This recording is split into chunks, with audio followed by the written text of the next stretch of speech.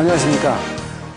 이번 시간에는 스포츠 네트워크 시스템에 대해서 들어가기 전에 수전 회로의 보호를 잠깐 보시고 지금 화면에 보신 것처럼 수전 회로의 보호에서 계통 구성을 전반적으로 살펴를 보고요.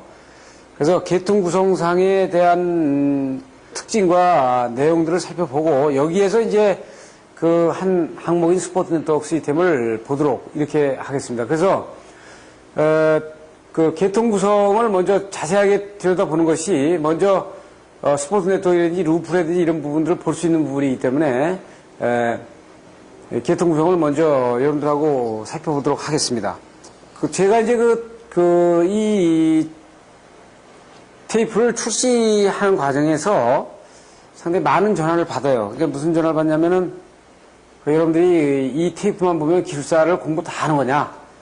기술사는 이 테이프 보면 다 100% 만족하는 거냐? 그런 그 전화를 많이 받고, 그 다음에 또 기술사 시험을 위해서 이 테이프를 보니까, 좀, 그런 부분들을 고려해서 그 강의를 좀 많이 해달라는 전화를 많이 받습니다. 지금 제가 이 테이프 처음에 계획되었을 때는 IC60364도 한 시간만 여러분들한테 할애를 하려고 했어요. 그런데 무슨 문제가 있냐면은 앞으로 KS가 IC로 가는 거는 그것이 내년이 들어오느냐 내후년이 가느냐 그렇지 거의 완벽하게 가는 거고 거의 앞으로 기술사 시험 문제에 IC에 대한 60364를 비롯해서 시험 문제 나오는 것은 불을 보듯이 뻔한 거거든요. 그러면 이 테이프가 만들어질 때는 최소한 여러분들이 3년, 최소한 5년 정도까지 이 테이프가 수명이 있도록 만들어야 되기 때문에 지금 현재의 시점에서의 그 내용만 가지고는 이 테이프 제작을 하게 되면 바로 출시하면서 테이프의 수명이 다하죠. 그래서 여러분들한테 방향성 있는 강의를 하기 위해서 그 IEEE 쪽에 그 IEC 쪽에 이런 부분에 세계 추세에 대한 부분 이런 부분들을 강의를 여러분들한테 많이 해드리는 거니까 이것이 다 여러분들 그 기술사 시험 문제에 100% 해당이 된다는 사항을 아시고 이걸 무슨 문제 잡듯이 해가지고 문제 찍어두듯이 한 문제 이렇게 하면 근시안적으로 돼가지고 이 테이프 수명이 짧아서 안 된다 이거죠. 여러분들한테는 정말 이 테이프는 장시간 여러분이 두고 보고 그리고 시험을 보는 과정에서도 아주 기본적인 부분을 갖다가 집중적으로 훑어드리는 거기 때문에 그런 취지를 이해하시고 이 테이프 제작된다는 자체를 이해를 하시면 좋겠습니다. 그래서 이 수전 회로의 보호도 원래 스포츠 네트워크 시스템 바로 들어가기보다는 이 전체 수전 설비를 구성을 어떻게 하는지를 먼저 보고 스포츠 네트워크 시스템을 들어가 보는 것이 여러분들이 완벽하게 스포츠 네트워크 시스템을 보는 것이다 이렇게 보는 거예요. 이제 한국전력이 민영화되는 문제를 가지고 상당히 갈등이 많이 있지 않습니까? 그래서 여기서 공공매체에서 이렇다 저렇다라는 얘기를 피력하기는 뭐하고요. 일단 방향이 민영화 방향으로 가는 것은 이거는 누구도 의심할 바가 없는 거고 이 형태가 어떻게 가느냐 하는 부분을 보는 거 아니에요? 그런데 민영화라는 자체는 저는 그렇게 봅니다. 이 수전 설비에서 보면 수전 회로에서 보면 민영화라는 자체는 수전 회로에서 보면 이 부분이 고객 중심으로 가지 않는가 이런 식으로 봐요. 그래서 수전 회로에서 보면 이게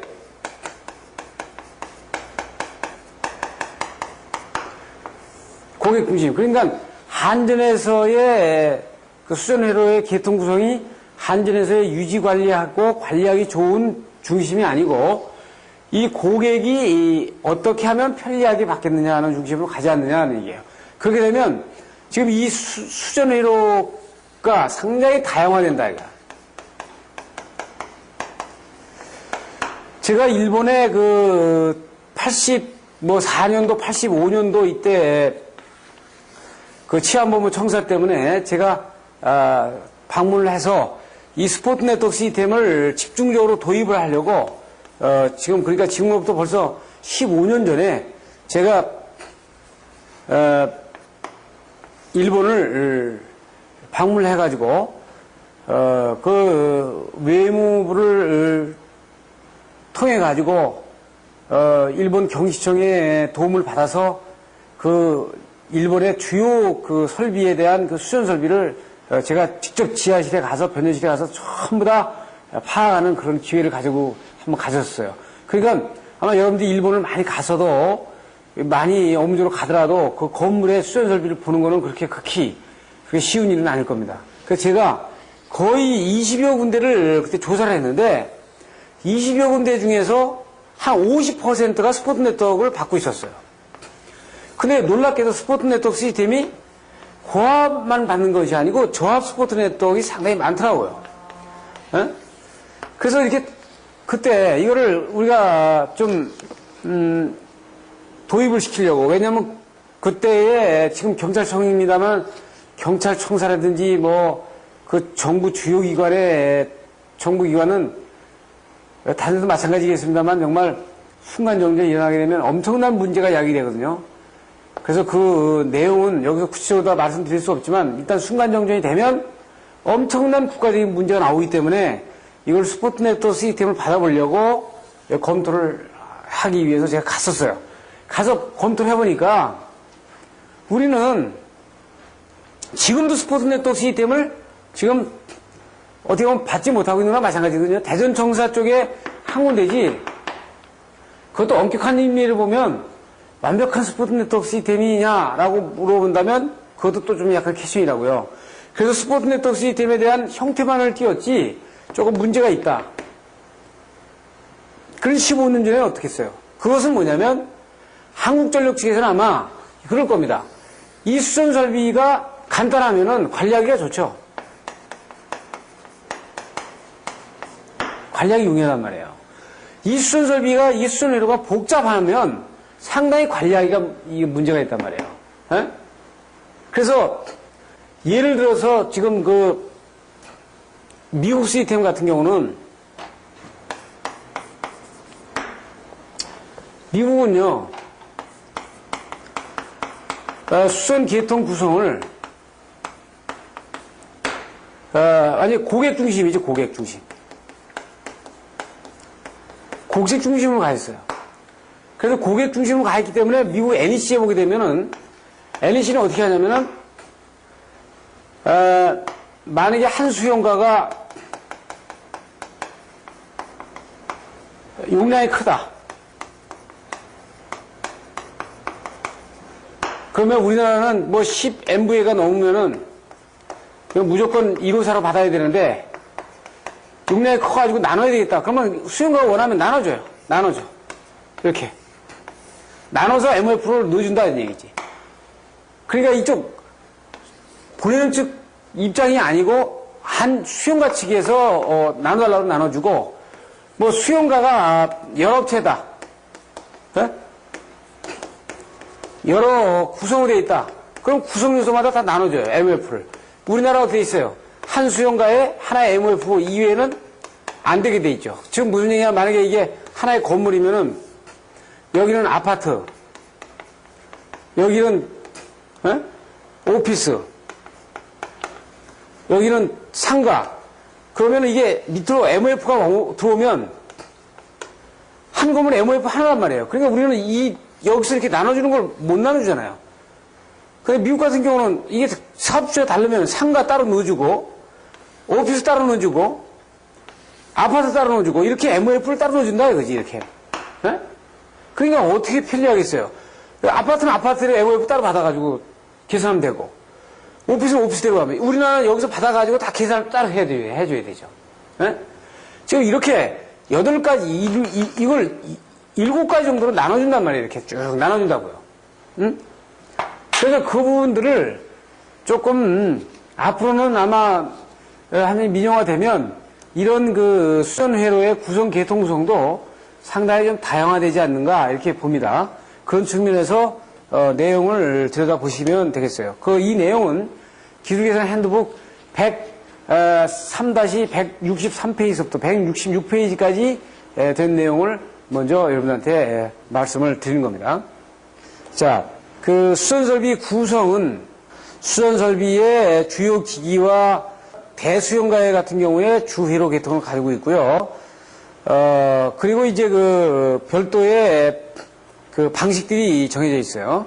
그래서 이 수전 방식에 따라서 이제 보호 방식이 달라지는데, 그래서 보호 방식은 이제 수전 보호만 할 거냐, 변압기 보호를 할 거냐, 2차 보호선 할 거냐, 이렇게 나눠지는데, 뭐 변압기 보호 같은 경우도 용량이 아주 큰 규모 같은 경우는 비율 차선 계정기를 쓴다든지 이렇게 쓰지만은 또 용량이 식어지면은 비율 차선 계정기를 안 쓰죠. 그런 것처럼 수전 보호나 변압기 보호나 2차 보호선 보호 방식이 어떻게 보면은 그 용량에 따라서 달라진다고요.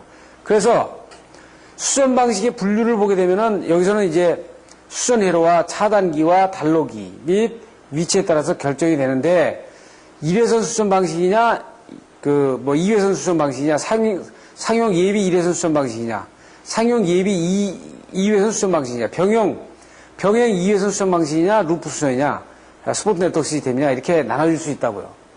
그럼 이 6가지의 그 수전 방식이 우리가 그 얘기를 하는데 이제 만약에 여러분들이 만약에 시험 공부를 하게 되면은 이 간단한 것부터 복잡한 것까지 있잖아요. 그러면 스포트 네트워크 시스템은 한국에서 거의 이 받기가 불가능한 겁니다. 이제 강의를 받아보시면 알지만 한전에서 스포트 네트워크 시스템을 공급할 수 있는 체계를 갖추지 못하면은 그 지역에서는 안 되거든요. 지금 그러니까 대전 정부 제2청사 있는 자리 거기 건물 옆에다가 예를 들어서 건물을 져가지고 스포트 네트워크 시스템을 받는다면 그거는 좀 고려해 볼 수가 있는데 아직 한전의 일반 변전소가 스포트 네트워크 시스템을 공급하도록 준비가 안 돼 있는 상태에서 수용가가 받고자 하더라도 받을 수가 없다는 얘기죠. 예? 그래서 그러면 스포트 네트워크 시스템이 우리 한국에서는 지금 현재 한전에서의 체계가 안 돼 있으니까 예?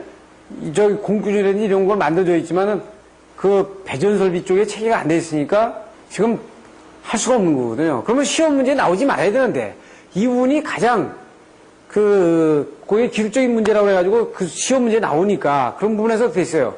여러분들이 앞에 부분에서 안 나오더라도 그 어느 부분에서 그 시험 문제 나올 수 있느냐 하는 부분을 집중적으로 보면 이거를 파악하면 앞에 부분 거를 다 파악을 한 것으로 본다는 얘기입니다. 그러니까 만약에 시험을 출제하는 사람이 이 스포트 네트워크 시스템을 아는 사람이라면 다른 건 전부 다 안다라고 볼 수 있죠.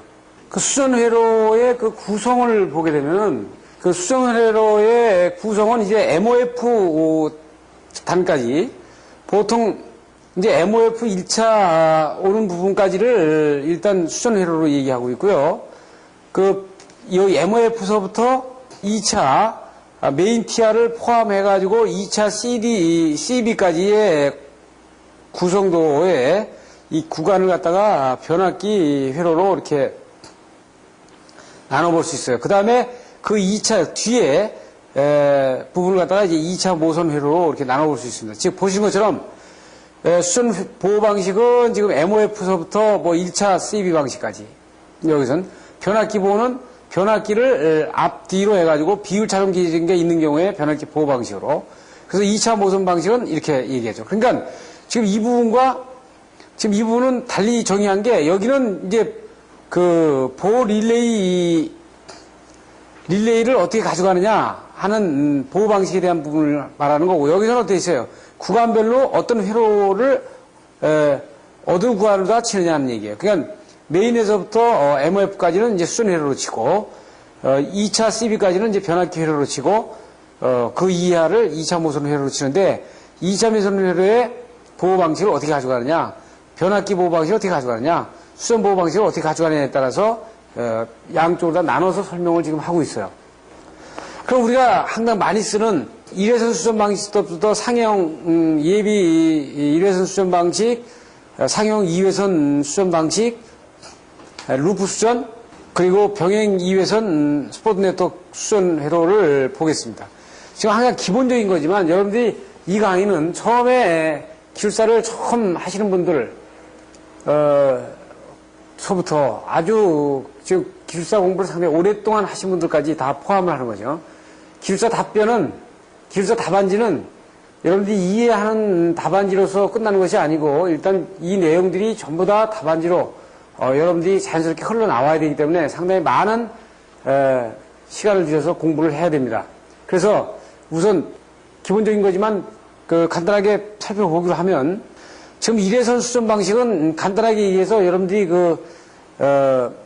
간이 수전 설비라고 보면 되죠. 그러니까 공장이라든지 이런 부분들에서 보통 500kV 이하의 소규모 공장 수전 설비에 1차 약 바깥의 가공시설로부터 바로 COS를 통해서 들어오든지 이렇게 해서 한 회선만 들어오는 방식을 말하는 거예요. 그러니까 이거는 만약 정전이 되거나 이러면 대체해야 될 능력이 없는 거고 바로 그냥 정전이 공장이 쓰는 거죠.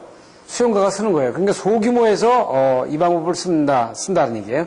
특히 이제 공장 지역에 소규모 공장 지역들은 대개 공단 지역에서는 이 일회선 수전 방식을 대부분 구사를 하고 있죠. 그러니까 초기 투자비가 상당히 적고 신뢰도는 떨어집니다만은 공장이 좀 서도 제품상 상당히 큰 문제가 없을 때 이 일회선 수전 방식을 쓰고 여기서 이제 신뢰도를 조금 더 올린다 그러면은 지금 이제 상용 예비 일회선 수전 방식을 구사할 수 있는데 지금 보시면 이건 뭐가 다르냐면 지금 MOF에서 예비 라인이 하나 더 들어와 있는 거죠, 지금 예비 라인이 하나 더 들어와 있어요. 스탠바이로 들어와 있는데 지금 이게 상용 예비 2회선 수전하고 어떻게 다르냐면 상용 2회선 CB는 이것이 어떻게 있어요. 메인 CB를 양쪽으로 다 분할을 했다고요. 지금 여기 메인 CB가 하나지 않습니까? 그럼 만약에 이것이 브레이크가 생기면은 이건 아웃이에요. 여기 정전이 된다고요. 그러니까 여기 어떻게 있어요? 메인 CB를 두 개로 나눠놨지 않습니까? 그러니까 1차 이 예비 수전 방식과 상용 수전 방식의 MOF 1단까지를 완전히 구분을 해놓은 거죠. 그러니까 요거보다는 약간 더 강화된 것이 상용 예비 2회선 수전 방식이에요. 그러면 상용 예비 1회선 수전 방식은 이건 아웃되고 있다가 이것이 상용에서 아웃되면 이것이 들어가면서 정전을 카바해주는 이런 방식이죠. 그러니까 요것은 좀 일회선 방식에서 조금 보강을 시킨 겁니다. 그래서 건물에서는 대개 이 방법을 쓰기보다는 어차피 2회선이 간다 그러면 상용 예비 2회선도 어떻게 되면 이 라인이 항상 들어가 있다 그러면은 이거는 루프 수전이 되는 거니까 들어가 있지 않는 거거든요, 이것이. 아웃되어 서 있는 거라고요. 이거는 평상시에 이것만 들어가고 이것은 안 들어가 있는 거죠. 그래가지고 여기서 문제가 생겼을 때 그 다음에 들어가는 방식이단 말이에요. 근데 1차 차단기를 하나 더 놔가지고 좀 이렇게 나누는 부분을 얘기하는 거죠. 그러니까 지금 이 상용 예비 1회선 수전보다는 상당히 2회선 수전이 좀 더 보강한 스타일로 간 부분을 얘기하는 거예요. 그리고 루프 수전은 지금 여기서 보시면은 이 부분이 양쪽이 다 들어가 있는 겁니다. 이것이 하나 들어가 있고 이 라인이 하나 들어가고 그 다음에 이쪽 라인이 하나 더 들어간 그런 상황이에요. 그러니까 이쪽 라인이 하나 들어가고 이쪽 라인이 항상 살아있어 가지고 두 개가 동시에 항상 들어가고 있는 거죠. 그래서 이 방법은 대개 이제 우리 국내에서 상당히 많이 쓰이는 방법 중에 하나입니다. 그래서 이 방법은 이렇게 하죠. 한전이 이렇게 있으면은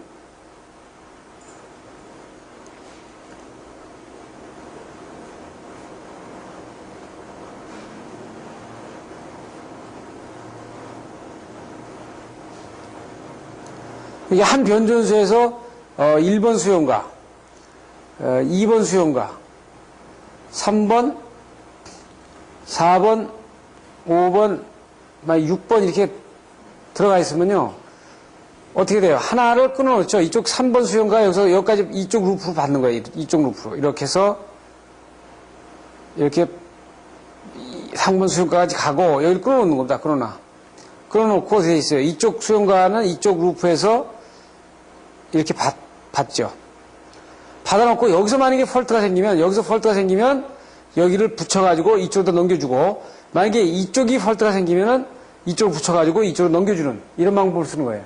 예? 그래서 이것이 지금 보면 지금 루프 수전 방식이 되는 겁니다. 여기에서 조금 더 보강을 한다 그러면은 지금 평행 2회선 수전 방식이 들어가는데 예, 이렇게 들어가면 이것도 상당히 이제 돈이 상당히 많이 들어가는 거다. 지금 보면 이 A서부터 B, C, D로 이렇게 움직이면서는 이 초기 투자비가 상당히 많이 들어가는 거예요. 지금 만약에 평행 2회선 수준 방식이 지금 루프 수준하고 어떻게 다르냐면, 보세요. 원칙적으로는 여기 MOF가 2단이죠. 두 개가 들어있죠, MOF가. 이 MOF를 하나로 가지고 평행 2회선도 할 수 있어요. 평행 2회선. 어떻게 하냐면, 만약에 여기 수용가가 있다 이거예요. 수용가가 있는데, 여기에 변전소가 있어요. 변전소에서 루프로 어차피 가지고 와 봐야, 이렇게 루프로 가지고 오면, 만약에 이 변전소가 깨지면은 깨지는 거예요. 루프로 오더라도. 평행 2회선으로다가 한 수용가에서 한 변전소에서 오면 이 변전소가 만약에 정전이 되게 되면 이 수용가가 어차피 정전이 되는 수밖에 없죠. 그러면 돈이 많이 들지만 좀 평행 2회선을 하려면 어떻게 있어요? 다른 변전소가 있으면 다른 변전소에서 한 라인을 끌고 들어오는 거예요. 이렇게. 예? 즉 다시 보면 두 개의 변전소를 양쪽으로 나눠놓고 수용가가 있으면 이쪽 변전소에서 한 라인 끌고 들어오고 저쪽 변전소에서 한 라인 끌고 들어와가지고 이거를 ALTS면 ALTS로 나와가지고 일단 이렇게 이차로 들어오는 거죠. 그러니까 여기 만약에 ALTS에서 여기서는 이 변전소가 끊어지면 이쪽으로 넘어가고 이쪽 변전소가 끊어지면 이쪽으로 넘어가는 방법을 쓰는 겁니다. 그러면 이 변전소와 변전소는 또 루프로 또 연결돼 있죠. 변전소는 또 루프로 연결돼 있어요. 1호사면 1호사로 누이돼 있다고요. 이게 1호사로 다 연결돼 있죠. 그래서 이쪽 라인에서, 그러니까 이쪽 공급 라인에서 만약에 문제가 생기면 이쪽 라인에서 넘어가도록. 그러니까 변전소는 변전소대로 루프로 연결돼 있고 또 이 변전소가 한 변전소에서 두 개를 가지고 오면 한 변전소가 깨지면 그건 대책이 없으니까 이렇게 나누는 방식이에요. 그러면 상당히 인입공사비가 많이 들어갑니다. 이렇게. 양쪽으로 들어가야 되니까 인입공사비가 많이 들어간다고요. 그래서 지금 보시는 것처럼 평행 2회선은 이거를 다른 변전소에서 가지고 올 수도 있고 이렇게 그렇지 않으면 한 변전소에서 이렇게 가지고 올 수도 있지만 일단 MOF를 두 개로 분할해서 이 모선을 양쪽에다 연결했다는 이런 자체의 의미가 있어요. 자, 아마 국내에서는 평행 2회선을 받은 그 부하가 몇 개 안 될 겁니다. 있어요, 있기는 있는데 몇 개 안 된다 이거죠. 상당히 돈이 많이 들어가고 상당히 중요 부하 아니면은 되게 어떤 방식을 쓰냐면 되게 루프 수선 방식을 그냥 대부분 많이 쓰고 있는 거죠. 지금 기본서 같은 데 보면은 이걸 갖다가 비교표를 만들었는데 여러분들은 이 그림을 다 그릴 수 있어야 돼. 시험지에도 다 그릴 수 있어야 된다고요. 그리고 이제 스포트 네트워크 시스템을 가서 봐요. 여기서 이제 스포트 네트워크 시스템을 보면 스포트 네트워크 시스템을 일단 3피다 이상 한 개 변전소에서 3개 피다 이상 들어오는 부분을 일단 스포트 네트워크 시스템이라고 한다. 지금 보시는 것처럼 3개 피다 이상을 그 병렬로 수선 박는 방식을 스포트 네트워크 시스템이라고 이렇게 얘기합니다. 그래서 여기에 네트워크 변압기와 네트워크 프로텍터가 들어가는데 이 부분은 이제 구체적으로 다 들여다볼 겁니다. 그래서 이제 우리가 보면 평행 2회선과 루프 수선과 스포트 네트워크를 하는데 우리가 스포트 네트워크를 집중적으로 하는 이유는 스포트 네트워크가 한국에는 지금 거의 없는 거나 마찬가지죠. 이 완벽한 스포트 네트워크 프로텍터를 지금 어떻게 돼요? 네트워크 프로텍터를 설치했죠. 지금 대전 제2청사가 설치했어요. 설치해서 그걸 설치했기 때문에 그냥 프로텍터 시스템이라고 스포트 네트워크 시스템이라고 보는데 실제 내용으로 다 들어가다 보면 그 완벽한 스포트 네트워크 시스템에 대해서는 구성 요소가 몇 가지 더 있단 말이에요. 그런 부분에서는 이제 상당히 조금 미흡한 부분이 있어요. 그래서 그렇더라도 일단 국내에서 여러분들이 보고자 하면 저기를 가서 여러분들이 견학을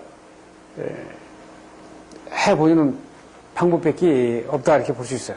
그래서 이 부분을 제가 집중적으로 하는 이유는 이것을 알면 나머지는 다 안다. 그러니까 스포트 네트워크 시스템을 알면은 나머지 구성 요소는 다 안다라고 볼 수 있기 때문에 지금 이 부분을 집중적으로 앞으로 강의가 될 겁니다. 그래서 지금까지 그 뒤에 우리가 검토할 것은 이제 수선 회로 방식에서 몇 가지가 그 보호 회로 시스템이 어떻게 가져가느냐 하는 것들만 몇 가지 보고요. 스포트 네트워크 시스템으로 가도록 하겠습니다. 자, 방사성 수전 회로의 보호를 얘기를 지금 하는 부분은 지금 여기서는 무슨 얘기를 하려고 지금 하느냐면 지금 보시면 어떻게 있어요? 전력회사로부터 수전 회로가 이제 구성이 돼서 들어오면 실제 이쪽 여기가 여기 이쪽이 부하단이죠. 부하단이에요. 그러면 만약에 이쪽 변전소에서 커버하려고 하는 부분에서의 보호 범위는 이 MOF 1차 단까지가 주보호, 그러니까 리레이 1이 이 리레이 1의 주보호 범위는 여기 MOF 1차 단까지란 말이에요. 요까지. 그러니까 요 리레이 1은 뭐예요? 한전 거죠, 한전. 한전이에요. 그럼 한전의 말단 차단기에서의 리레이 1은 이 리레이 1의 주보호 범위는 이 MOF 1단까지다 이거지. 1차. 그리고 이 수용가에서 리레이 2, 그러니까 수용가의 메인 차단기 1단까지는 메인 차단기의 1단 보호 범위는 이 MOF 전단서부터 나머지 뒤에 다 부분이죠. 이렇게. 그게 어떻게 보면 지금 한전 쪽 거는 지금 리레이 2가 담당하는 범위 전까지 주범위를 보험으로 하고 있고, 이제 수용가에서 리레이 맨 앞에 거는 MOF 1단서부터 이제 뒤를 쭉 얘기하고 있어요. 그러면 이 부분에서 계층별로 주보호 범위가 있고 또 여기 후보호가 또 있어요. 그러면 요거는 주보호에서 후보호로 가야 돼요. 그러니까 또 이거보다 일단 앞으로 내려간 거에서는 돼 있어요. 변압기에서 비율 차단 계정기가 앞에 또 다시 하나가 주보호 범위가 있다. 그러면 이거 변압기의 주보호 범위예요, 이건. 그럼 이것이 어떻게 돼 있어요? 실제 이거 사고 나면 이것도 리레이 끊어지지만 이거 사고 나면 이거 먼저 끊어지고 안 되면 이거 끊어지겠다는 얘기예요. 그럼 이거 안 끊어지면 이거 끊어지겠다는 거지. 그래서 이런 식으로 서로 겹치기를 해가지고 지금 저기를 하고 있거든요. 지금 대개 이렇게 해야 된다고요. 리레이가 있으면은 리레이 1이 보호하는 범위가 여기까지다. 그러면 대개 어떻게 되냐면 리레이 2가 여기서부터 이렇게 겹치기를 합니다. 리레이 3.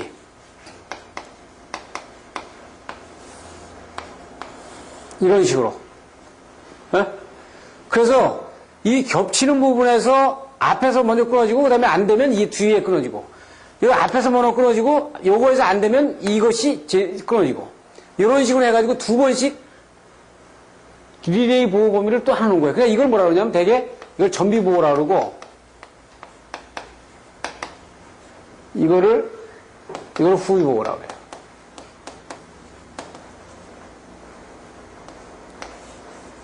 이걸 후위 보호라 그러고 이걸 전비 보호라 그래요. 이렇게. 그러면 이 2차에서도 여기도 어떻게 돼요? 여기 또 후위 보호가 있고 여기 전비 보호가 있는 거지. 그래서 대개 이거를 어떻게 돼요? 파워 휴즈로 하고 이거를 대개 어떻게 돼요? 이 전비 보호를 이거를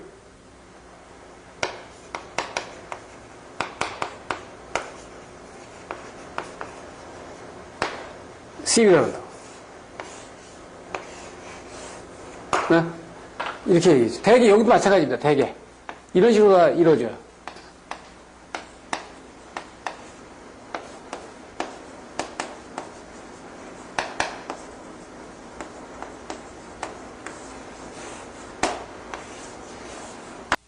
그래서 변류기 선정 문제는 제가 VT, VT, 그러니까 PT, CT, ZCT에서 상당히 많이 얘기했어요. 거기에서, 과전류 내강도, 그 다음에 3차 건설 문제, 전격 부담 문제, 과전류 강도, 이걸 과전류 아까 내강도로 표현을 했는데, 과전류 강도, 전격 과전류 강도, 이걸 또 정수로 얘기하죠. 과전류 정수. 예? 그래서 포화되는 부분, 배율이 150배, 75배, 300배 때 무슨 문제가 있냐 하는 문제들을 다 설명했어요. 지금 여기에 대한 문제를 모르신 분은 다시 어디로 가냐면 앞에 강의를 하시란 말이에요. 가셔가지고, 거기에 어떻게 했어요? 제가 VT, CT, ZCT에서 강의를 했죠. 그래서 그 자세하게 그림을 그려가면서 설명을 했어요. 아주 자세하게 했습니다. 그래서 전격 부담 문제, 사용 부담, 3차 건선, 5차 문제, 그 과전류 정수 문제, 이 문제 다 했어요. 그래서 이것은 어떻게 된다 그랬어요? 즉, 이 선로는 단락전류가 흐를 수 있다. 그렇죠? 단락전류가 뭐 20배가 흐른다. 그럼 20배가 흘렀을 때, 순간적으로 흘렀을 때, 이것이 어떻게 했어요? 기계적인 강도와 전기적인 강도를 가지고 있어야 된다. 또, 이걸 배수를 고려해가지고 어떻게 CT 배열을 만들다 보면, 5대5, 뭐 20대5, 이런 식으로다가 20대1, 이런 식으로 할 수 있는데, 이 비율이 클수록 이렇게 5대5 이렇게 될수록 어떻게 있어요? 정확도는 커지지만, 이 CT의 소선율이 커지죠. 이게 배율이 클수록 정확도는 떨어져. 2차로다가 나오는 정확도는 떨어지지만 일단 이 소수율은 적어진다 하는 부분들을 앞에서 강의 다 했어요. 그래서 그 부분을 이제 들여다보고 계전기를 선정하는데 계전기 선정하는 거는 지금 보면 이것이 반환시냐 순시냐 그 다음에 지락보의 특성을 가지고 있느냐 이런 부분들을 이제 볼 수 있어요. 그래서 뒤에서 이제 그 설명을 한 것이 지금 보시면 대개 이렇게 하고 있죠.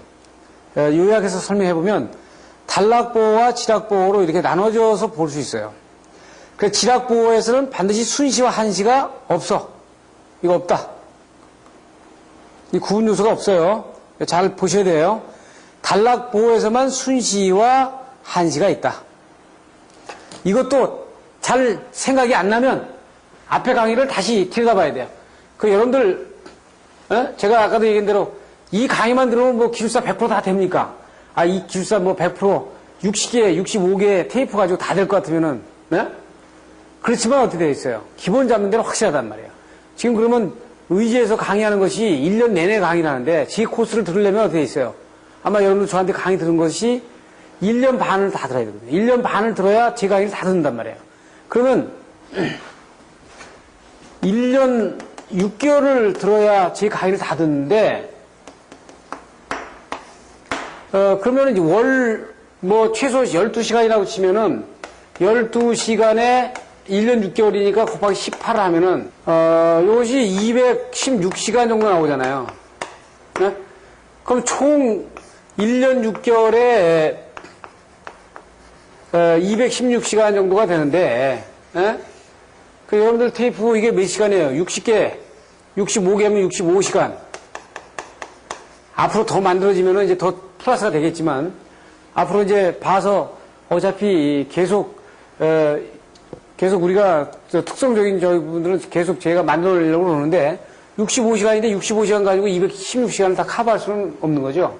그러니까 여러분들 저한테 묻는 분들을 제가 여기서 216시간 강의하는 부분을 갖다가 아주 중간에 기초적으로 반드시 알아야 되는 부분들만 골라가지고 하는 거기 때문에 굉장히 효과는 크단 말이에요. 그러니까 정말 아마 이거 보시고 난 다음에 상당한 여러분들이 시간을 단축시키는 의미가 있을 거예요.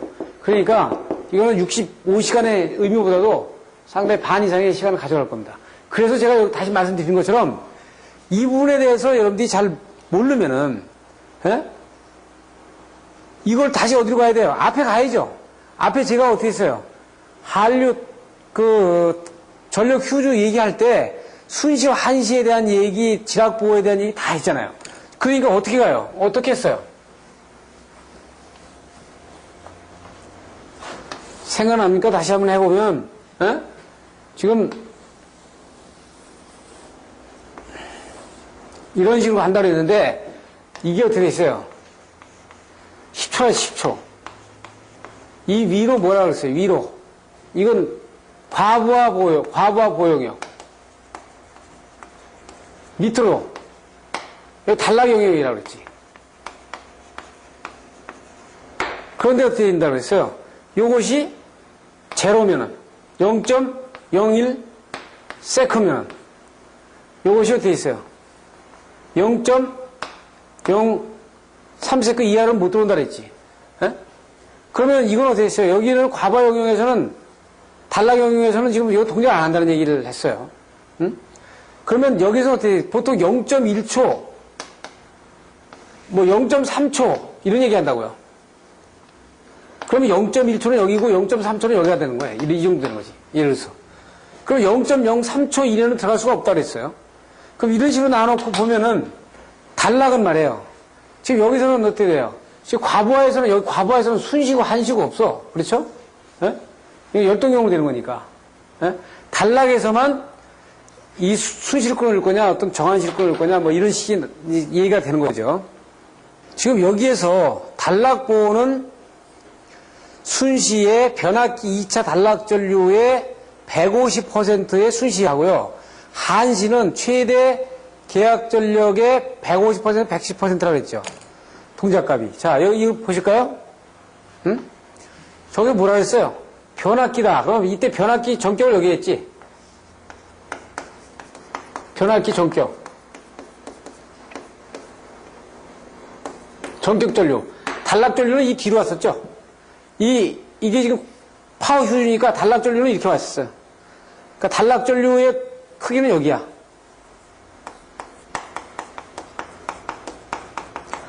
자, 이런 단락 전류에 곱하기 150%면 어디입니까? 어디가 있다는 거예요? 이만큼의 전류가 흐르는 거죠? 예? 그러니까 이때는 0.01초 이하로다가 엄청나게 짧은 시간에 끊어줘야 되지. 예? 아시겠어요? 이 내용이에요. 그 다음에 뭐가 있어요? 최대 계약 전력의 150%에서 150%에서 170%. 최대 계약 전력이 여기 아닙니까? 변압기 전격? 예? 여기에 150%나 170%는 1.5배, 1.6배 되면, 요게 조금 더 오면 어떻게 있어요? 예? 좀 한, 이 정도 오는 거 아니에요? 예? 오니까 어떻게 있어요, 이거는? 어떤 시간이 일정한 시간 이하에서는 동작하지 말고 넘어가도 동작해야지. 이하에서 동작하지 말고 이게 넘어가도 동작하는 거 아니에요? 그러니까 이게 돼요. 한시지. 한시. 여기 한시. 여기 순시고. 네? 지금 그러니까 그 강의가, 앞에 강의가 굉장히 중요한 강의를 얘기를 해주는 거예요. 그럼 지락보호 볼까요? 지락보호는 완전 지락 시 지락 전류의 30%의 동작을 해라. 네? 한시값은, 이 동작값이 그렇고, 뭐 0.1초 이하에서 동작을 해라. 이런 식으로 돼 있죠. 그래서 지락보호는 보통 이게 다중접지 방식이냐, 비접지 방식이냐에 따라 다르죠. 그래서 다중접지 방식 같은 경우는 수십 암페어에서 수백 암페어 흐르고, 비접지 방식 같은 경우는 200mA에서 또 380mA까지 이렇게 흐른단 말이에요. 그 내용을 우리가 지켜봐야 되죠. 그러면 이어서 이제 이게 스포트 네트워크 수전 회로의 보호 협조를 먼저 들여다보는데, 지금 보시는 것처럼 어떻게 했어요? 지금 앞에 파악한 게 뭐예요? 수전 방식을 전반적으로 다 봤단 말이에요. 봤더니 스포트 네트워크 시스템을 알면은 나머지 건 다 하는 거다 이렇게 된 거죠. 그래서 스포트 네트워크 시스템을 완벽하게 여러분들이 기술할 수 있으면은 그 앞에 1회선 수전 방식이나 2회선 평행 2회선 수전 방식 같은 경우는 다 여러분들이 다 쓸 수 있고 정리가 될 수 있는 거예요. 그래서 이 스포트 네트워크 시스템을 집중적으로 보는 거다. 이 한국에서 지금 사용하느냐? 한국에서 사용하지 않는다. 지금 어떻게 대전 2,400개 받지 않았잖아요. 그러면 서울 시내에서 받을 수 있지 않냐? 지금 기존에 변전소가 줄 수 있는 시스템이 대대이기 때문에 그게 안 된다는 얘기예요. 그래서 이것은 왜냐하면 이걸 왜 집중적으로 강의를 하냐면 이거를 알면은 나머지 것들은 다 알지 않느냐는 그런 전제하에서 이 강의를 하는 거다 이거죠. 그러면 이 강의 들어가기 전에 여러분들이 먼저 저하고 먼저 봐야 될 게 있어요. 요 내용은 지금 보면 기술계산의 핸드북 111페이지 그러니까 3장 178페이지부터 3장 그 183페이지까지의 내용을 제가 집중적으로 발췌해서 설명을 하고 그 뒤에 이제 전송업에 나왔던 얘기를 가지고 지금 잠깐 그 한정 거와 비교해서 보겠는데 우선 먼저 여러분들이 생각을 좀 바꿔야 될 부분이 있어요. 뭘 바꿔야 되냐면은 일반적으로 우리가 얘기할 때가 돼 있어요. 여기 부하가 있으면은 대개 휴즈를 뒤쪽에다 놓고 파워휴즈를 넣고 그 다음에 차단기를 넣고 연결되죠. 이게 차단기가 되죠. 이게 휴즈가 되죠. 그러게 되면 어떻게 돼요? 이 휴즈는 후비보를 준단 말이에요. 이 후비보를 영향을 주죠. 주고 이 앞에는 이게 전비보호인데 어떻게 있어요? 이걸 전비보호라고. 앞에 선 보호죠. 여기에다가 뭐의 임무를 주죠? 여기에다가 과부 하나, 지락의 임무를 준단 말이에요. 휴주에다는 단락의 임무를 줬죠. 이 부하의 절기는 이렇게 흐르는 거죠.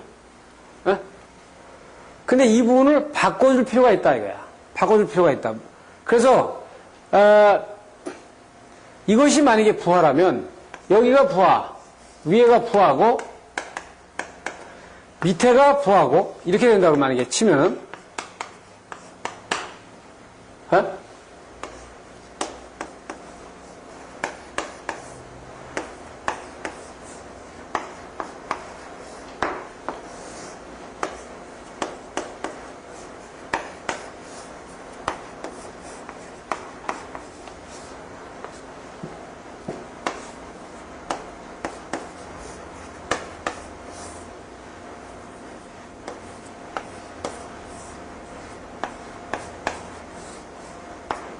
이런 식이에요. 즉, 보시는 것처럼, 여기 한전이란 말이에요, 한전. 여기 부하고, 글자 그대로 한전인데, 그러면 삼선이 들어와 있으면은, 지금 보세요. 여기 보시는 것처럼, 여기에 부하를 위해서는 먼저 휴주가 뒤로 가야 되고 차단기가 이 앞으로 가야 되는데, 바뀌었죠? 예? 지금 이게 이렇게 갔고, 이렇게 바뀌었어요. 이걸 만약에 부하로 본다 그러면 여기도 바뀌었네. 이 휴즈가 앞으로 갔고 차단기가 뒤로 왔어. 네. 어떻게 부하가 있는데 휴즈가 뒤로 왔고 차단기가 후위보호로 쓴단 말이에요. 이렇게. 이게 바뀌었잖아요. 이게 바뀌었어요. 네? 그러니까 이 형상이 바뀌어 있는 것이 어떻게 되면 스포츠 네트워크 시스템의 아주 대표적인 그림의 여러분들이 영상이란 말이에요. 그러니까 여러분들이 반드시 이거를 기억을 하고 계셔야 돼. 근데 왜 이렇게 있냐? 왜? 이걸 왜 부하라고 썼냐면 한전에서 이거 원래 부하는 아니죠. 부하는 아닌데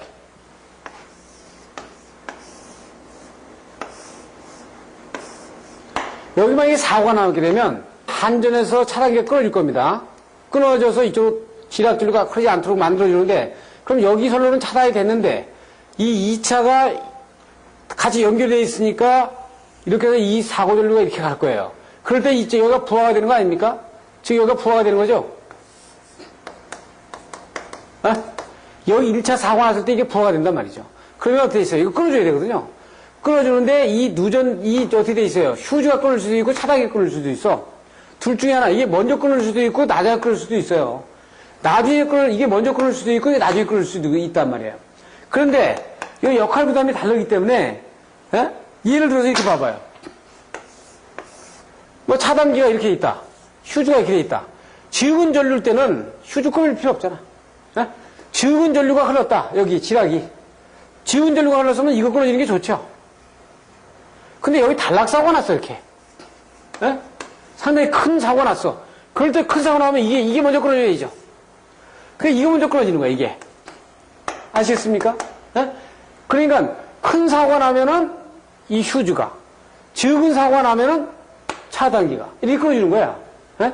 근데 여기에서는 2차 부하에서는 여기서 사고 없이 쫙 들어간 경우에 스포츠 네트워크 시스템은 그야말로 무정전화를 하기 위해서 하는 거기 때문에 만약에 이 시스템에서 만약에 사고가 났다. 그러면 어떻게 있어요? 먼저 이 사고 난 부분을 완전히 분리해 줄 필요가 있는데 가장 분리해 주기 좋은 것이 휴즈다 이거죠. 완벽하게 분리하는 것이 오동작이 없이. 그렇기 때문에 이 휴즈를 양단에 설치했어요. 자, 여기서 보시는 것처럼 스포츠 네트워크 시스템은 뭐냐? 자, 그림에서 보시는 것처럼 여기는 한전이란 말이에요. 그러니까 이 라인은 지금 한전 라인이에요. 한전 라인이죠.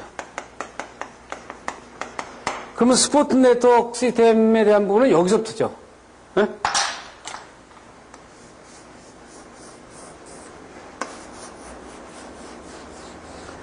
그러면 이 스포츠 네트워크 시스템의 특징을 보게 되면은 첫째, 우리가 본 것처럼 무정전 공급이 가능하죠. 가능하고 두 번째, 효율 운전이 가능하고,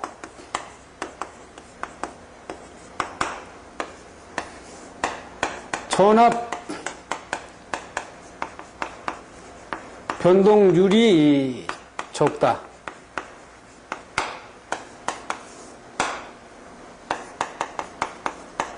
전력 손실을 감소할 수 있다.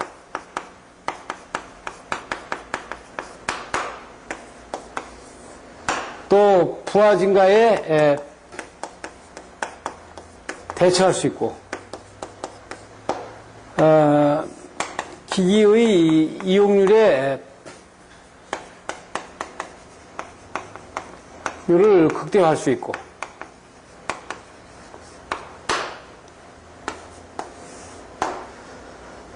그리고 2차 변전소를 감소시킬 수 있죠.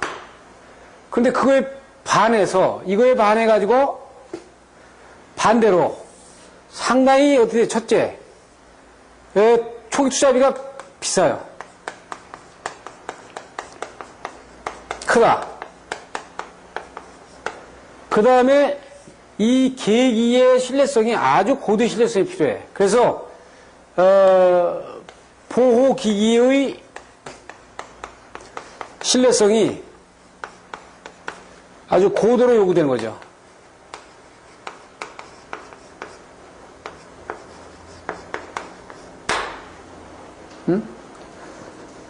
지금 어떻게 돼요? 그러니까 아마 여기 프로텍타, 여기 네트워크 프로텍타 같은 경우 지금 우리나라도 그 100% 다 수입을 해야 되는 걸로, 지금 어떻게든 국내에서 이 고도의 신뢰성을 여기다가 어떻게 생명줄을 잡고 있기 때문에,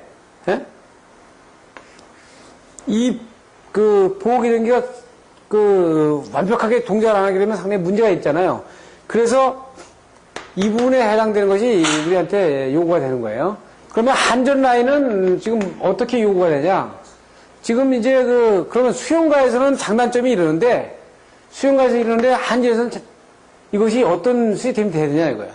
첫째, 한전에 이 변압기가 스포트 네트워크 시스템을 공부할 수 있는 변압기가 돼요. 한전의 TR이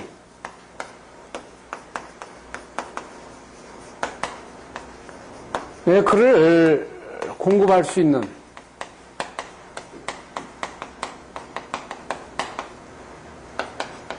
체계를 갖춰야 된다. 한전의 TR이 스포트 네트워크 시스템을 갖출 수 없는 계통이면 여기서는 안 된다 이거죠. 그러니까 일반 변전소에서 이 스포트 네트워크를 아무리 받고 싶어도 못 받는 거예요. 자, 두 번째. 그러니까 어떻게 있어요? 지역이 제한돼.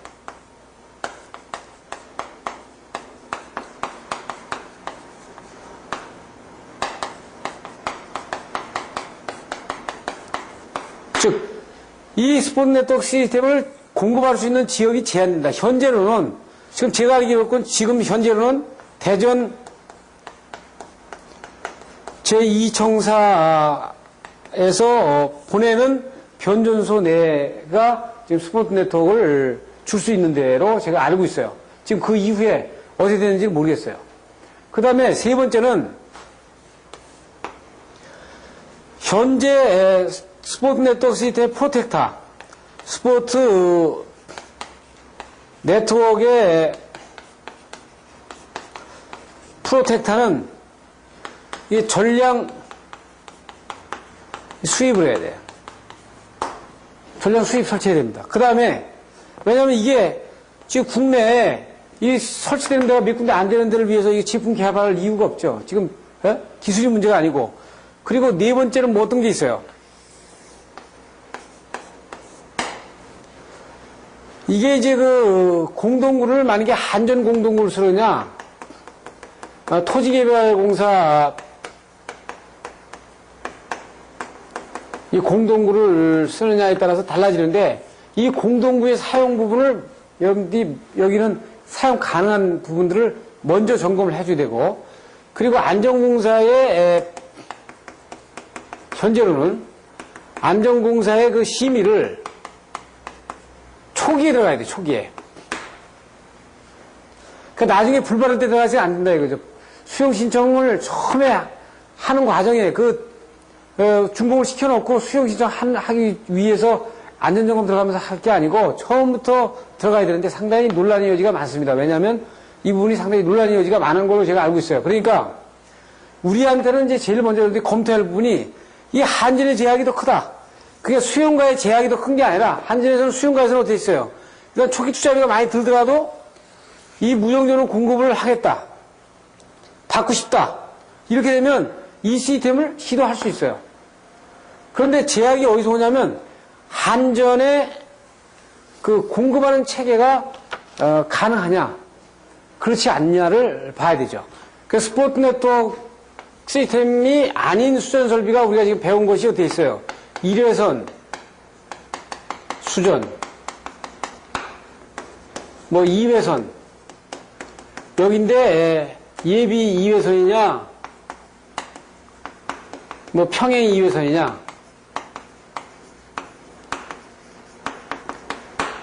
뭐 파이냐 루프냐 이렇게 되죠. 그러면 이것들에 대한 그 장점과 단점은 대별적으로 어떻게 되냐? 여기는 어떻게 있어요? 장점이 하여튼 그 지금 수용 신청이 가능하다 이거죠. 어디에서나 가능하죠. 수용 신청이 가능해. 그러니까 이거는 한전의 어느 변전소에서나 가능하다 이게. 이게 가장 크죠. 그 다음에 어떻게 되죠? 초기 투자비가 이를 저렴하게 한다. 이렇게 볼 수 있어요. 그렇지만 공급 신뢰도는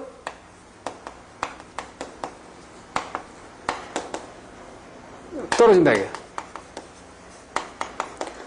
그래서 어떻게 있어요? 요거 파이나 지금 평행 2에서 이 정도로만 해도 지금 상당히 그 공급 신뢰도 문제를 상당히 개선을 시킬 수 있는데 문제는 가장 큰 문제는 이 수용 신청이 가능하다는 거죠. 아까 스포트 네트워크 시스템은 이것은 수용 신청 지역이 제한된다는데 아주 큰 문제점을 가지고 있는 거예요. 근데 왜 여기서 시험 문제가 나냐? 그래서 시험 문제가 여기서 나오는 거는 이 스포트 네트워크 시스템을 알면은 이 나머지 거는 다 아는 거다 이거죠. 그러니까 이걸 물어보기보다는 이걸 물어보게 되면 그 수험생, 이걸 쓰는 수험생은 이거를 다 알기 때문에 이걸 물어보는 거죠. 지금 한국에서 이거를 상당히 많이 쓰니까 이걸 설치하는 게 물어보는 게 아니고. 그래서 여기까지는 뭐예요? 수정 계통을 쭉 나열하고 정리하고 그 다음에 회선수를 나눠 봤어요. 그래서 이거에 의해서 변전실을 구성을 합니다. 구성을 하는데 수련설비 스포트 네트워크 시스템은 구성을 안 해. 우리 국내에서는 잘. 근데 왜 이걸 강의 집중적으로 하느냐? 여기서 시험 문제를 많이 내기 때문에. 그 내는 이유는 뭐냐? 이걸 물어보면 나머지 그걸 답하는 사람은 이걸 다 알기 때문에. 그렇기 때문에 이 부분을 들여다보는 거거든요. 그래서 이번 시간에는 여기까지 처음 정리를 해본 겁니다. 그 계통 구성에 대한 정리를 해보고 다음 시간부터 스포트 네트워크 시스템에 대한 부분을 1시간 동안 집중적으로 설명을 하도록 하겠습니다. 감사합니다.